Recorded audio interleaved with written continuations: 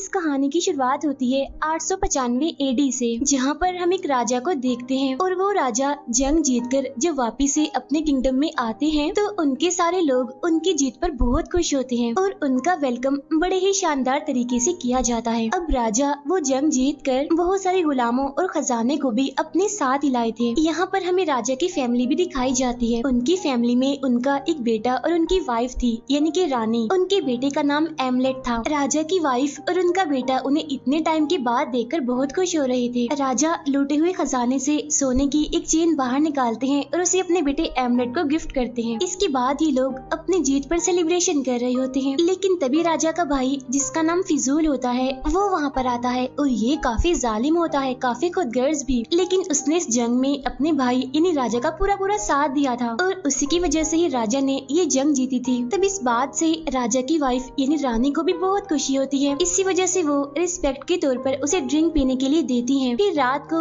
जब राजा और रानी अपने रूम में होते हैं तो राजा रानी को अपनी जख्म दिखाते हैं और ये इंजरी उन्हें जंग में ही आई थी। ये दिखाते हुए राजा उनसे कहते हैं कि मैं चाहता हूँ कि मैं अगला राजा अपने बेटे एमलेट को बना दूं। लेकिन रानी उन्हें ऐसा करने से साफ मना करती है और कहती है कि नहीं, अभी वो राजा बनने के काबिल नहीं है, अभी वो छोटा है, ना समझ है। और वैसे भी अगर उसके बड़े होने पर आप उसे राजा बनाना चाहते ही हैं तो उससे पहले आपको अपने भाई को खत्म करना होगा, यानी कि उसके अंकल को, क्योंकि उसने जंग में आपका बहुत साथ दिया है और इसीलिए अगर उसे राजा ना बनाया तो बगावत पर भी उतर सकता है। हम राजा के बेटे एमलेट को देखते हैं जो कि सच में कमजोर भी था और ना समझ भी। इसीलिए राजा उसे अपने किंगडम से काफी दूर एक मंदिर में लेकर जाते हैं। वहाँ आकर राजा एमलेट को बताते हैं कि एक बार मेरे फादर भी मुझे यहीं पर ही लाए थे और देखो कि आज तुम्हारे फादर तुम्हें यहाँ पर लेकर आए हैं, यानी कि मैं। जब ये दोनों बाप बेटा वहाँ पर जाते हैं तो वहाँ पर ये बिल्कुल लोमड़ी की तरह बिहेव करते हैं। लेकिन तभी वहाँ उनके पास एक प्रीस्ट आते हैं। वो उन दोनों को पीने के लिए एक ड्रिंक देते हैं। साथ ही साथ वो उन दोनों को कहते हैं कि साबित करो कि तुम एक डॉग हो या एक वुल्फ हो। तब ये सुनकर राजा जोर से धाड़ते हैं। फिर जब वो एमलेट को धाड़ने के लिए कहते हैं तो एमलेट भी ऐसा ही करता है। अब एमलेट धाड़ता तो है लेकिन उसकी आवाज इतनी ज्यादा नहीं होती। तब ये देखकर राजा उससे कहते हैं कि मुझे लगता है कि तुम एक कमजोर लोमड़ी हो, इसीलिए तुम्हें ताकतवर बनाना अभी जरूरी है। फिर वो लोग एमलेट को राजा बनाने के लिए यहाँ पर बहुत सारे रिचुअल करते हैं। अब क्योंकि एमलेट डरपोक था, उसका दिल भी काफी कमजोर था, तो एक ट्री पर बहुत सारी डेड बॉडीज को लटका हुआ देखता है। रिचुअल खत्म होने के बाद जब वो दोनों मंदिर से बाहर निकलते हैं तो तभी वहाँ पर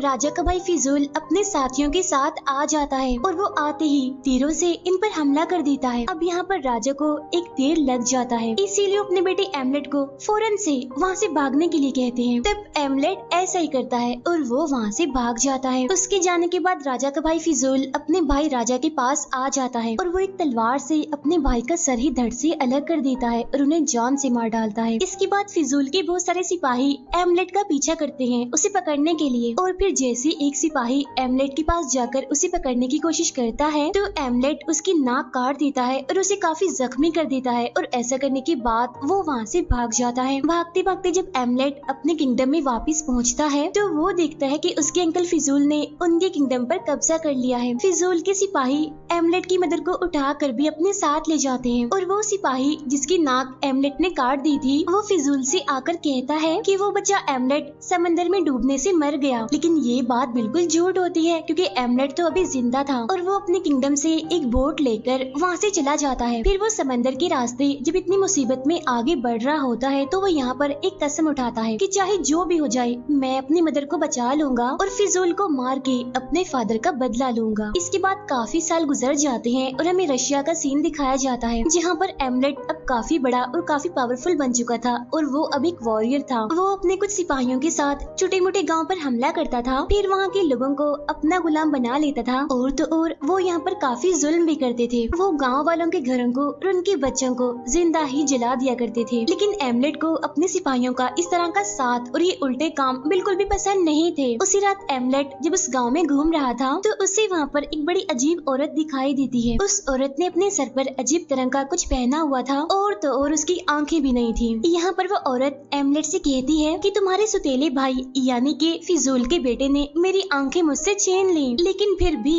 मैं तुम्हें देख सकती हूँ। यहाँ पर वो औरत एमलेट को उसके गुजरे हुए टाइम से लेकर उसके आने वाले टाइम तक की कुछ जरूरी बातें बताकर वहाँ से गायब हो जाती है। तभी हम देखते हैं जब एमलेट के सिपाही गुलामों को बेच रहे होते हैं तो यहाँ पर एमलेट को ये बात पता चलती है कि इनमें से कुछ गुलाम उसके अंकल फिजूल को भी बेचे जाने वाले थे। इसीलिए एमलेट तैरते हुए गुलामों की उसी वाली बोट में आकर बैठ जाता है, यानी कि जिस बोट में वो गुलाम थे जो फिजूल को बेचे जाने वाले थे। लेकिन तभी रास्ते में वहाँ पर एक काफी बड़ा तूफान आ जाता है, जिसकी वजह से एक गुलाम लड़की जिसका नाम ओल्गा होता है वो गिरने ही वाली होती है। लेकिन तभी ठीक टाइम पर एमलेट ओल्गा की जान बचा लेता है। अब क्योंकि एमलेट ने ओल्गा की जान बचाई थी, इसकी वजह से उन दोनों के बीच काफी अच्छी दोस्ती हो जाती है। फिर अगली सुबह जब वो नींद से जागते हैं तो वो लोग अपनी मंजिल यानी कि एक आइलैंड पर पहुंच जाते हैं, क्योंकि जब फिजूल ने अपने भाई यानी राजा को मारा था तो वो उसके बाद यहाँ पर शिफ्ट हो गया था, यानी कि इस आइलैंड में फिजूल के सभी सिपाही उन सारे गुलामों को अपने साथ आगे ले जाते हैं। यह रास्ते में ओल्गा एमलेट से कहती है कि मैं जानती हूँ कि तुम यहाँ पर जानबूझकर आए हो किसी खास मकसद के लिए, तो बताओ क्यों। तो तब यहाँ पर एमलेट उसे अपने मकसद के बारे में बता ही देता है कि मैं यहाँ पर उसे मारने आया हूँ, यानी कि फिजूल को, और वो मेरे अंकल हैं जिसने बगावत की, अपने भाई यानी कि मेरे फादर को मार दिया। फिर जब फिजूल उन सभी गुलामों को चेक कर रहा होता है तो तभी उसकी नजर पड़ जाती है एमलेट पर। अब यहाँ पर एमलेट उसे इसीलिए पसंद आया था क्योंकि उसे एमलेट जैसे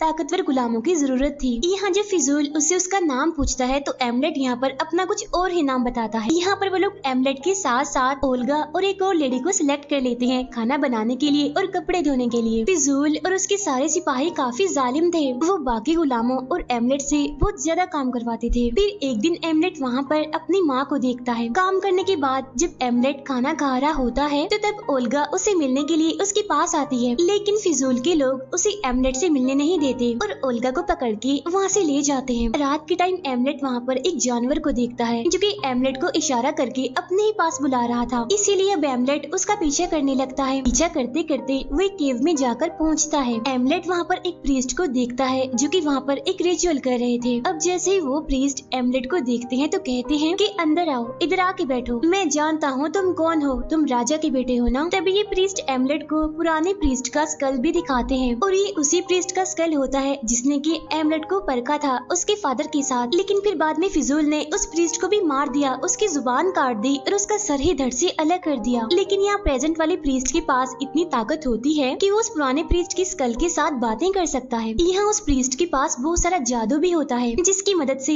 वो उस स्कल को जिंदा कर देता है। तब यहाँ पर एमलेट उस स्कल से पूछता है कि प्लीज प्रीस्ट मेरी मदद करें, मुझे बताएं कि मैं अपना बदला कैसे लूं फिजूल से। तब यहाँ प्रीस्ट का स्कल उसे एक तलवार के बारे में बताते हैं। तलवार का सुनते ही एमलेट उस तलवार की तलाश में निकल जाता है। वो तलवार असल में एक खंडर में होती है और इस खंडर के बारे में उसे प्रीस्ट के स्कल नहीं बताया था। यहाँ आने के बाद एमलेट की नजर एक राजा की मम्मी पर पड़ती है और इस राजा मम्मी के पास ही वो तलवार होती है। और अब जैसे ही एमलेट उस तलवार को हासिल करने की कोशिश करता है तो वो मम्मी जिंदा हो जाती है और एमलेट पर हमला कर देती है। यहाँ काफी देर तक इन दोनों के दरमियान लड़ाई चलती है, लेकिन फिर लड़ते लड़ते एमलेट जब उसे रोशनी में लेकर जाता है तो उसे पता चलता है कि जो कुछ अभी उसने देखा था ये सब कुछ रियल नहीं था, बल्कि ये सब कुछ तो उसका एक विजन था, क्योंकि असली मम्मी और तलवार अभी भी वहीं पर ही थे। और अब एमलेट वहाँ पर जाकर बड़ी ही आसानी से उस तलवार को ले लेता है। तलवार के लेते ही राजा की वो मम्मी तहस नहस हो जाती है।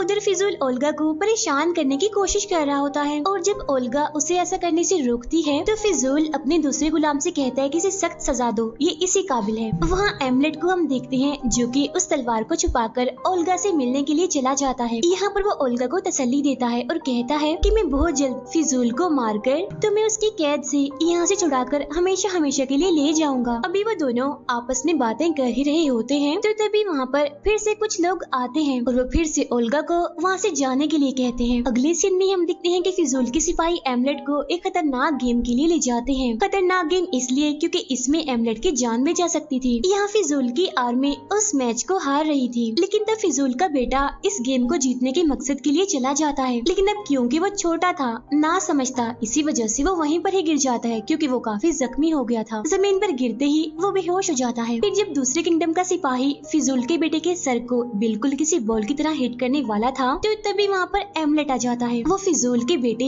यानी अपने कजन की जान बचा लेता है, साथ ही साथ दूसरे किंगडम के सिपाही को वो काफी मारता भी है और फाइनली यहाँ पर वो मैच जीत जाते हैं। फिर रात को जीतने के बाद ये भी सारे लोग जश्न मना रहे होते हैं तो तभी वहाँ पर फिजूल का एक साथी आता है। अब क्योंकि ये मैच वो एमलेट की वजह से जीते थे, इसीलिए फिजूल का वो सिपाही कहता है कि आज रात एमलेट अपनी दोस्त ओल्गा के साथ टाइम गुजार सकता है, क्योंकि वो भी ये बात जानता था कि वो दोनों एक दूसरे को बहुत पसंद करते हैं। फिर एमलेट और ओल्गा एक दूसरे के साथ बहुत सारा टाइम स्पेंड करते हैं। अगली सुबह हम देखते हैं कि किसी ने फिजूल के 7 लोगों को मारकर उन्हें मंदिर के बाहर लटका दिया है। अब फिजूल के उस साथी को ऐसा लगता है कि शायद ये सब कुछ उनके गुलामों ने किया है, लेकिन तभी वहाँ पर सफेद बालों वाले एक प्रीस्ट आते हैं और वो कहते हैं कि ये सब कुछ गुलामों ने नहीं बल्कि किसी सोल ने किया है और वो काफी खतरनाक है। अब वो सोल एक एक करके ऐसे बहुत सारे लोगों को मारती जाएगी, तो उससे बचने के लिए हमें उसे एक सेक्रीफाइस देना होगा। फिर ये लोग रिचुअल करके एक गुलाम को सेक्रीफाइस करने वाले थे, लेकिन तभी हम देखते हैं कि एमलेट के साथ साथ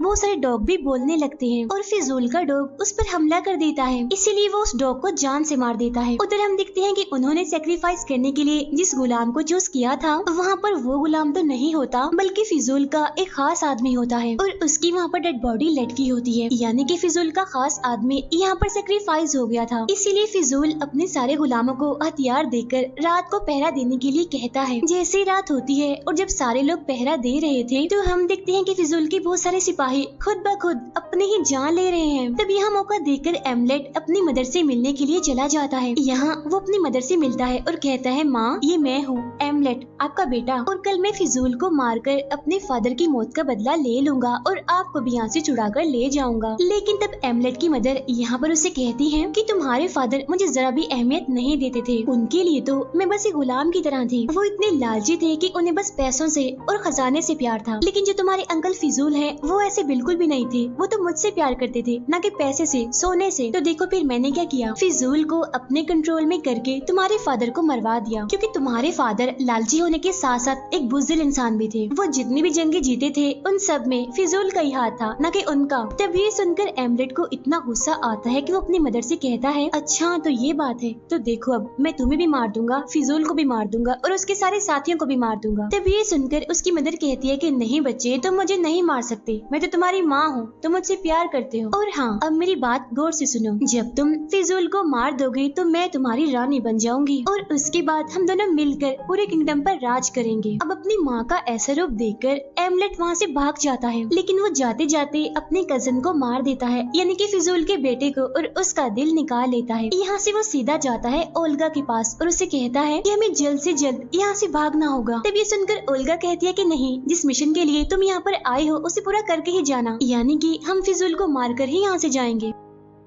फिजूल को जब अपने बेटे की मौत का पता चलता है तो उसे एमलेट पर ही शक होता है, इसीलिए वो उन सारे गुलामों को मारने लगता है जो कि एमलेट के साथ थे। लेकिन फिर वो जैसे ओल्गा को मारने के लिए उसकी गर्दन पर खंजर रखता है तो तभी वहाँ पर एमलेट खुद सामने आता है और कहता है कि रुक जाओ, छोड़ दो उसे, और अगर तुम ओल्गा को छोड़ोगे तो इसके बदले में मैं तुम्हें तुम्हारे बेटे का दिल दूंगा। अब फिजूल के सिपाही एक साथ एमलेट पर हमला करने के लिए आगे बढ़ते हैं, लेकिन अब क्योंकि एमलेट इतना पावरफुल था कि वो एक एक करके उन्हें मारता जा रहा था और अपने रास्ते से हटाता जा रहा था। इस बीच मौके का फायदा उठाकर ओल्गा वहाँ से भाग जाती है। काफी देर तक लड़ाई करने के बाद फिजूल की आर्मी एमलेट को पकड़ ही लेती है और उसे फिजूल के पास ले जाया जाता है। फिजूल यहाँ पर एमलेट से पूछता है कि आखिर तुम ये बात कैसे कह सकती हो कि ये दिल किसी और का नहीं बल्कि मेरे बेटे का ही है। तब ये सुनकर एमलेट कहता है क्योंकि मैंने उसे मार दिया है। ये सुनकर फिजूल को एमलेट पर बहुत गुस्सा आता है, इसीलिए वो उसे प्रिजनर बनाकर उसे बहुत मारते हैं, बहुत उसे टॉर्चर किया जाता है। फिर फिजूल और उसके सारे सिपाही फिजूल के बेटे के फ्यूनरल के लिए चले जाते हैं। तभी हम देखते हैं कि एमलेट के फादर की सोल बहुत सारे कौवों के रूप में वहाँ पर आती है और वो एमलेट को आजाद कर देते हैं। जब फिजूल वापिस से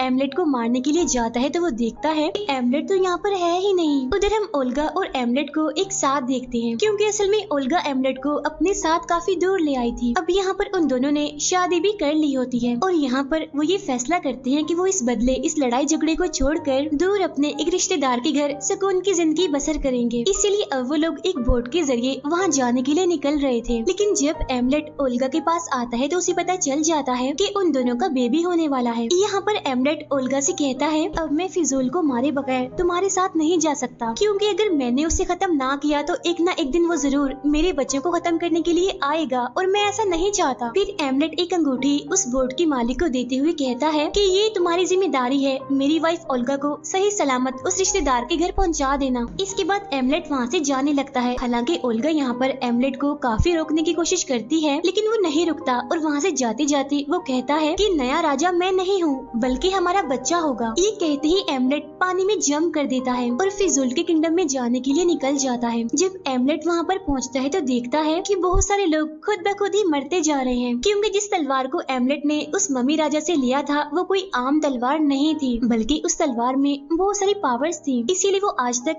एमलेट की मदद करते आई थी उनसे लड़ने में, और उसकी वजह से ही फिजूल के बहुत सारे सिपाही पहले भी मारे जा चुके थे। अब यहाँ पर एमलेट उसी तलवार के जरिए उस सिपाही को भी मार देता है जिसने बचपन में एमलेट को पकड़ने की कोशिश की थी और एमलेट ने उसकी नाक काट दी थी। अब एमलेट यहाँ पर फिजूल के बचे हुए सिपाहियों को भी मार देता है। ऐसा करने के बाद वो सारे गुलामों को आजाद कर देता है और अब वो फिजूल को मारने के लिए उसे ढूंढते हुए उसके घर तक पहुँच जाता है, जहाँ पर पीछे से उसकी मदर आकर उस पर हमला कर देती है। लेकिन तभी गलती से वो तलवार एमलेट की मदर को लग जाती है और वो भी मारी जाती है यहाँ पर। लेकिन फिजूल एमलेट के सामने आता है और जाने से पहले वो एमलेट से कहता है कि तुम्हें हेल में मिलूंगा। इसके बाद हम देखते हैं कि एमलेट हेल में पहुंच गया है, जहां पर आगे बढ़ने पर फिजूल उस पर पीछे से हमला कर देता है। अब यहाँ पर उन दोनों के बीच काफी देर तक लड़ाई चलती रहती है। दोनों ही कम नहीं थे, दोनों ही एक दूसरे पर भारी पड़ रहे थे, यानी कि लड़ाई एकदम बराबर की थी। लेकिन फिर हम देखते हैं कि फिजूल अपनी तलवार को एमलेट के सीने में घुसा देता है और एमलेट भी फिजूल के सर को धड़ से अलग कर देता है और यहाँ पर वो दोनों के दोनों ही मारे जाते हैं। उन दोनों की मौत के साथ ही ये मूवी यहीं पर एंड हो जाती है।